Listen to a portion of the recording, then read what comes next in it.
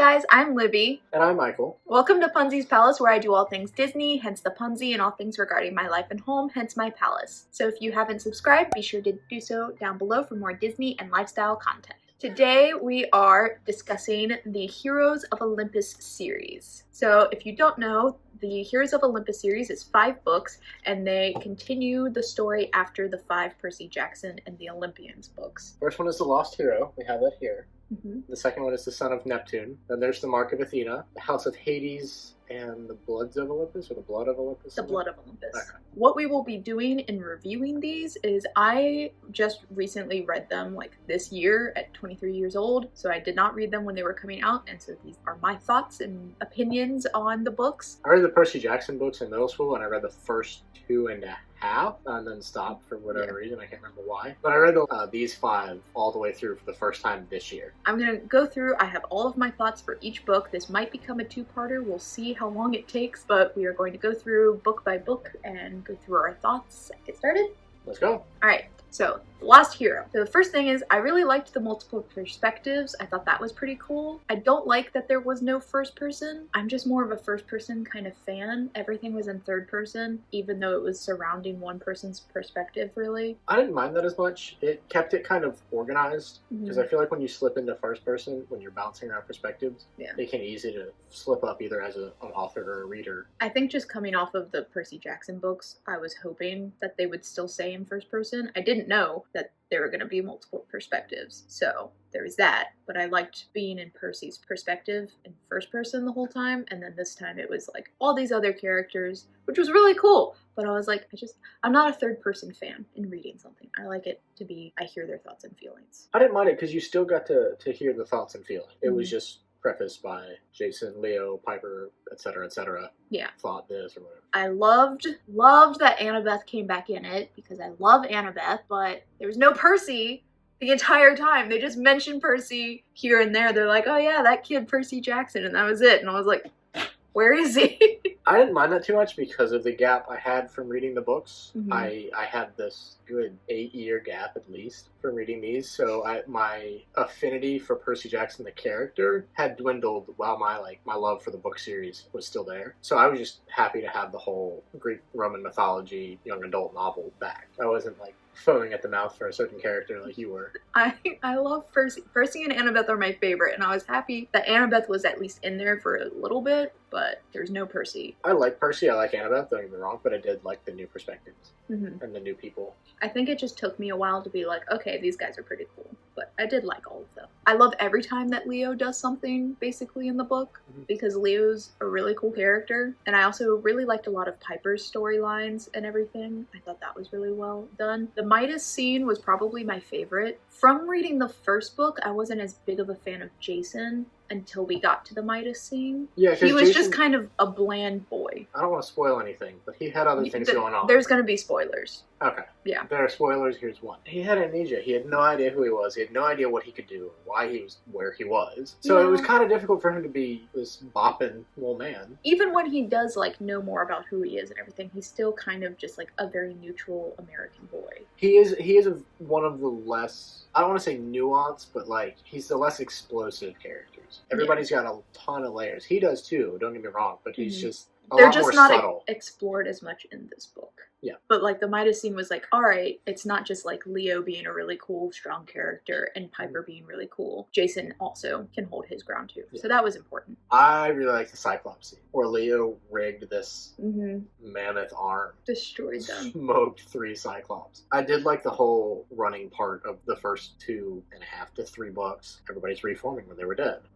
That's a really crucial aspect. Yeah, because it's like, alright, let's defeat them for now, and then like we gotta go, and it gave a lot of urgency to the book. Yeah. Which is like a big part of the first 5 books, is there's so much urgency in getting things done for each book. Because there's a clock. Yeah, there's a clock ticking down. But this was to the nth degree, because you had the clock ticking down for the overall quest. But then you couldn't just like sit somewhere and relax for any amount of time. I love Talia. I love Talia so much. And she came back in. I love that she had like big sister vibes, because you don't really get that in the first 5 books. No, you get this rebellious, not a care in the world, like Yeah. I'm gonna go join the hunters because like I got nothing else to do, so might as well. And so her becoming like the big sister vibes with Jason made me like Jason a lot more because I love Talia, and I think that helped develop his background more. She almost shirked responsibility in the first time, and then she's this uber responsible character with the Hunters of Artemis and Jason. The whole backstory of Jason and Talia, it kind of makes sense why she would want to avoid any kind of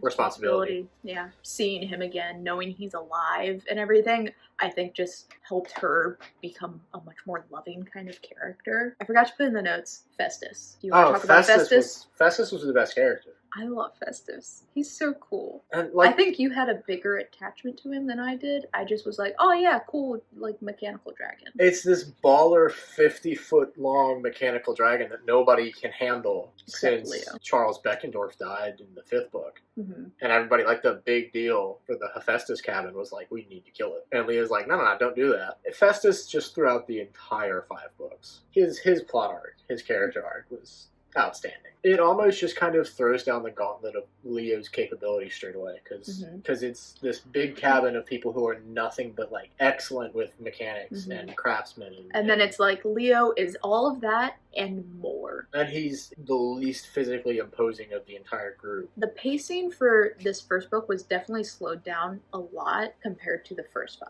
I felt like for all of Heroes of Olympus, because I think the books kind of grow with the characters the same way like Harry Potter books grow with the characters. There's a lot more world building. Yeah. Which is ironic. The pacing slowed down a bit because in the first 5, it's kind of meant for a younger audience, so you want things to happen pretty fast. And then for this one, it's a little bit older audience, and also because he's changing perspectives so much, it's like, okay, let's talk about Jason and all of this kind of stuff happens. Now we're switching to Piper. Well, let's address at least a little bit of what happened in the previous chapters, and then we can move forward and everything. And so he has to keep doing that, which slows things down, but I didn't mind it. The different perspectives really allows for stopping points, which is very nice for somebody with a full-time job to not stay up till 3 a.m. reading a book, which I know you did with these books several times. It's a lot more, especially the first book, of Jason trying to figure out who he was and that being explained is important. Well, because with the second book, you don't need that. Yeah. And with this book, you have to establish the concrete differences between the Romans and the Greeks, but you have to establish the presence of New Rome and the importance of the separation.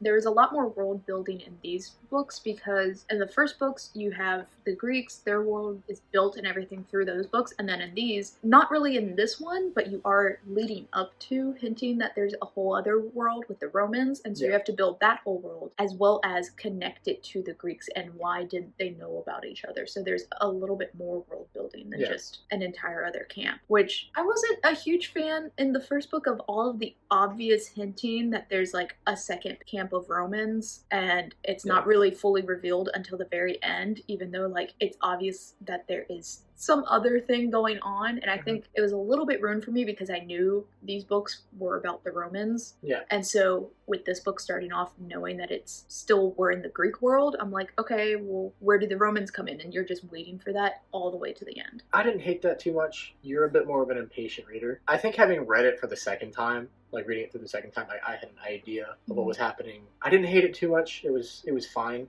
It wasn't horrible. And then I liked how all the prophecies and foreshadowing of the 3 perspectives all tied into each other, because for the first like 100 pages or so, you're like, okay, Leo has something going on with this Earth lady. We'll come to Nico in a minute. And then Piper has like all of this stuff going on with that issue with her dad. With her dad and stuff like that. And then Jason doesn't know who he is. And I love that all 3 of those things that seem totally unrelated tie all together. Yeah, it's the same thing to a degree in the second book as well. And the entire thing of like Piper and Jason, their relationship of how she thought they were dating this whole time, but that was actually all because Juno was like manipulating it. And the growth of their relationship and it's so good.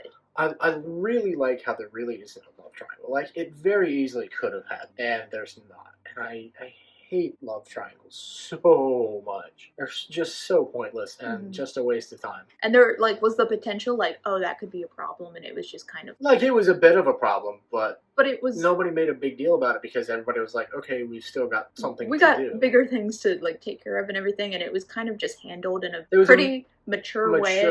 It wasn't drawn out over 5 books. It was like handled in like it wasn't 1.5. Twilight. It wasn't the Hunger Games, and even like with it going over a book and a half or even a bit more, it wasn't constant. It wasn't the main thing. It wasn't the only thing that was written. It was a very much a backseat. And then big thing I loved was how the Aphrodite campers and everything were shown as multiple different types of people, because I feel like in the first 5 books, all you really know about the Aphrodite campers is like they're pretty. They care about their looks. And they care about their looks. And then in this one, you get Piper, who's an Aphrodite camper, and is but also it's like she's just like a charm speaker. She doesn't care about. She doesn't care about her appearance. Like she's not. Is she pretty? Shallow? Yeah. And then I love that you see Drew, the head of the Aphrodite campers, is like kind of your stereotype of what you think they're gonna be like. And then all the other like campers around her, you see like all the different ways an Aphrodite camper can be. It sets up the fact that like the demigods are not cookie cutter. Yeah, they're not because with Percy, all the same. he's the only Poseidon kid, so you really don't get a ton of that. So it's really just looking like Ares kids are one way, physically domineering. But then bullies. even in these books, we get another Ares kid. We get a Mars kid. But yeah. But you see the difference. You see that difference, and then later you even see the difference between like a Hades kid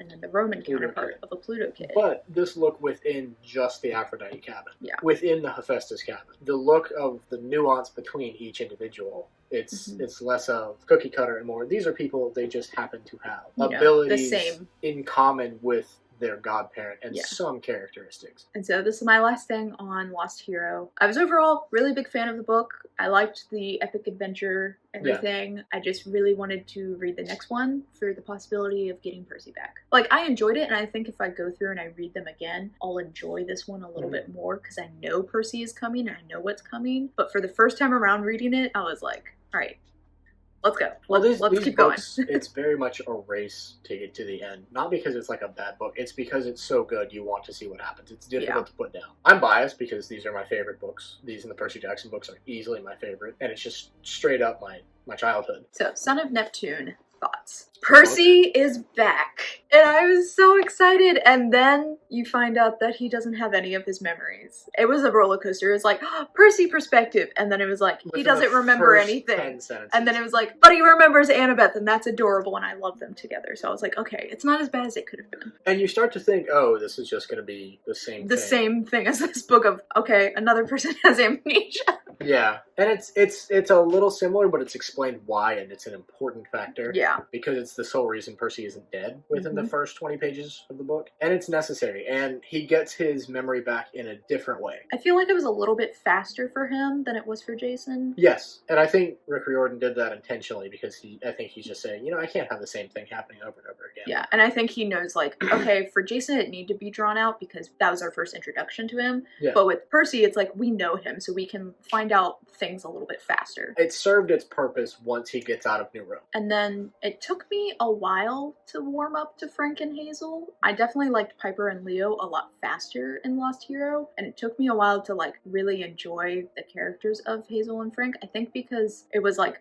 okay, we got 3 new, like, big characters introduced already, and now we're coming into this one, and now we're getting 2 new big characters introduced, as well as an entire new world and a whole new camp and all of their rules and everything like that. And it is fundamentally different. Yeah. I don't know, but, like, I love them. After reading all 5 books, I love them. But, like, initially, first reading about them, I was like, okay. Camp Half-Blood is basically just a summer camp. It is as it's described. New Rome is very much a society. It is Rome reincarnate. So it's much more disciplined, much more organized. Camp Jupiter is a lot more like school, whereas I feel like Camp Half-Blood is like summer camp fun. And her whole deal, you talk about Jason having a lot going on. She had a lot going on. She had so much going on. I mean, she died, and then she didn't. She already had, like, faced Gaia once. She had to kill herself as well as her mother with her. It was basically a sacrifice, yeah. She can summon precious metals that are cursed. Yeah. From the ground, and she curses people on accident. So she has that whole curse thing going on as Nico finds her in the underworld and is like, you're a child of Pluto. I'm a child of Pluto, and he's totally lying. He's a child of Hades. So he takes her to Camp Jupiter, and he is the only human to know about the 2 camps. And he does such a good job. And he does. I love Frank and Hazel's, like, little romance, how that develops, because it's, like, a cute little crush, like, a little bit like Percy and Annabeth, but less of the bickering at each other. It's more of, like, the cute, shy romance. Yeah. Kind of thing, and I enjoyed that. That's because, I mean, they both come from the least popular Roman legion. And then I enjoyed Frank a lot more once we got to his grandmother's house and he had that whole thing happen, and he bonded a lot more with Percy, and then I was like, all right, yeah, I love Frank. I would die for Frank. I like the whole, like, you have this power, and he doesn't understand it at all, and he can't even use it once he does understand it. Then, when he really needs it, he's got it. And then, it is weird that he kind of has it on command after that, but it works. The firewood with Frank. Yeah, what about it? What are your thoughts on it? I thought it was, like, a little weird at first. I was like, okay, a piece of firewood determines his life. It certainly sets up a lot of tension from Mark of Athena, because Leo can summon fire and basically Zuko. That's the thing that I liked about it, was because we find out later that Leo is like the grandchild of Sammy. Yeah. From the 40s. You know, Sammy was Hazel's like first love interest in her first life and everything. So she sees him and it's like, oh, well, I already have like this romance going on with Frank. And now I see Leo and it's like, okay, there's that tension. But then there's another tension of like, Leo has fire powers and Frank's entire livelihood is based on making sure that this piece of firewood doesn't burn out. I do think it's weird that he's the only one with a tangible weakness. I like that he had that Frank had that weakness, and he had that tension with Leo and with the Hazel thing. Because it developed it more than just a love triangle, once again. And then it made it even better because Leo is the one who finds a solution. But it forces Frank to be vulnerable with the other 6. I like that his weakness is something that is a little simple because his powers are like so intense. Yeah. And then when Hazel, we got to the Amazon sequence, which I love that they used Amazon that we use for like shipping and yes. The way he ties with the Amazon women. Historical events and so good. So what was your favorite scene? Because mine was the Amazon sequence. I thought it was so cool. I'm all here for like a really powerful girl power kind of scene like that, and I thought it was really cool. And it sets up the Amazons for later in the books. I do like that it ties that in. The 2 big battles. Those are fun. But above all, Frank and Hazel destroying that giant with knowledge of borders. It's just funny. That was just classic. Because he's like, you can't kill me here. And Frank turns into an elephant and drags him 10 feet. He's like, but I can kill you here. The last third of the book, when Percy really is getting his memories back and just acting like himself again, was so good. I absolutely loved it. The final battle with the 2 giants, just great. I like that it made Terminus important, because Terminus is really just kind of comedic relief to start. It's like, oh, you know, you're technically a god. You're a rock. But you're a god. And again, it's kind of the theme of like emphasizing even the lesser gods are still important in helping to defeat this big evil. Hated that cliffhanger ending, but it didn't really matter for me because I just can go right into the next book. I feel so bad for people who read these when they were coming out because you have to wait a year between. I can't read book series that don't come that aren't out. Yeah, I started watching. It makes it very hard as it's being released. Never read a book series as it's being released. Just don't do it. Oh, I said that the pacing for this one tended to drag a bit more at times than Lost Hero. I think because I was just waiting for Percy to get his memories back. Again, you're an impatient reader because I didn't feel like that at all because. There was no point where it was slow, because when a book slows down, I tend to lose interest. No, but I see my point here. Towards the end, they were like, all right, we really need to get going. We have this deadline. And then they kept just stopping and being like, but first I need a shower. Okay, and now we need to get new clothes. Well, they did. And we need some food. And I'm like, come on, you have giants to defeat. Can't save the world on an empty stomach, first of all. Yeah. Second of all, they did almost drown in a bog or marsh or whatever you want to call it. So that wasn't cool. A shower is kind of necessary. And the clothes are ruined. I just thought it dragged a little bit. Good. And then I was also a bit annoyed at a lot of the Roman terms, and that's just like in general, I think Greek terms are cooler sounding than Roman terms. I disagree. As a history nerd. Just in general, who has the better god name? Athena or Minerva? Okay, you can't pick Athena out of that. Zeus or Jupiter. Well, when you say it like that. Zeus sounds so much cooler than Jupiter. I'll agree with that. On the whole, as a history nerd, Rome and Egypt are the pinnacles for me in terms of like successful, incredible civilizations. I hate Octavian. He made me very upset. From about the first 4 bits of Octavian, I was really like, he had a violent, painful death. I hope he suffers. He was the perfect villain, though. the author couldn't do the same thing with Luke. But you could sympathize, like he was neglected by the gods, and he was frustrated by that. And you couldn't do that again. Yeah, you really have to have a different thing. Octavian's just... like, corrupt power. He's everything that's wrong with Rome. Because the whole thing about, like, the Heroes of Olympus books is about, we have these two different camps who need to come together to be able to fight and defeat this giant evil. And so it kind of is like, okay, we don't need, like, a big villain that, like, we have to sympathize with and all that kind of stuff, because we already have people kind of going against each other that we have to root for. There's so many levels of conflict. Conflict between the seven of the prophecy.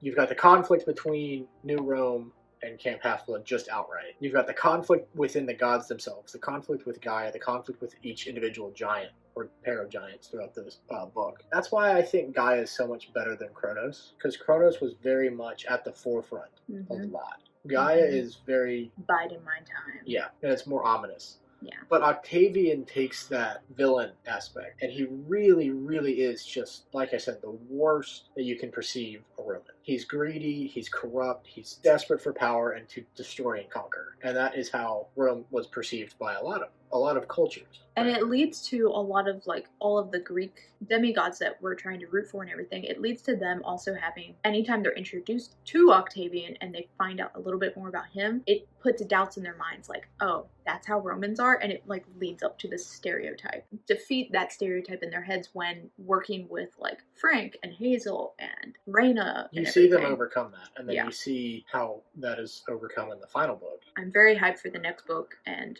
for all of my children to finally come together. I think we're going to end this one here, and then we're going to, in a part 2, discuss the last 3, because we've been kind of discussing the first 2 as well as, like, a lot of other stuff. Comment down below, who's your godly parent? Link in the description for a godly parent test online, just for the You don't have to completely go off of that, because you can go off of, like, what it tells you are, and then you can kind of evaluate it for yourself, like, does that really feel like if me? you've just read the books, it's basically like, what characters, what cabin do you really most identify with? Yeah. Who's your godly parent? Poseidon.